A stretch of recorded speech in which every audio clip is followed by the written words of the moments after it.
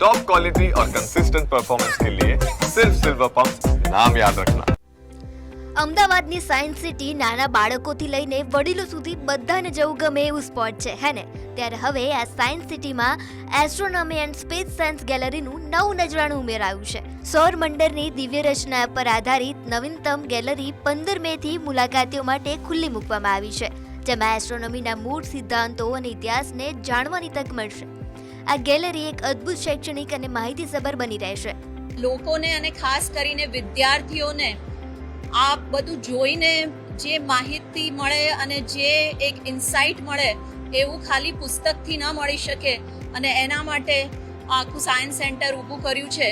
અને ભવિષ્યમાં બહુ જ ઝડપથી બીજી બે ગેલેરીનો પણ અહીંયા વિકાસ થશે, અને જે પહેલાં સ્થાપિત કરેલી ગેલેરીને પણ અમે આખું રિવેમ્પ કરી રહ્યા છીએ, એ તમે જોઈ શકો છો.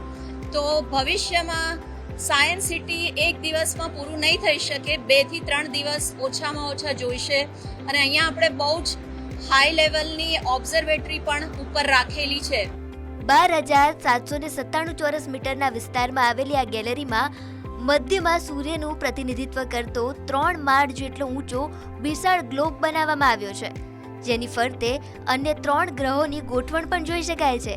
આ 3 માળમાં બનેલી આ ગેલેરીમાં 6 મુખ્ય વિભાગો આવેલા છે. આ સાથે જ ફંડામેન્ટલ્સ એન્ડ હિસ્ટ્રી વિભાગમાં 47 એક્ઝિબિટ્સ મૂકવામાં આવ્યા છે, જે એસ્ટ્રોનોમીના મૂળ સિદ્ધાંતો અને તેના ઇતિહાસની માહિતી આપે છે.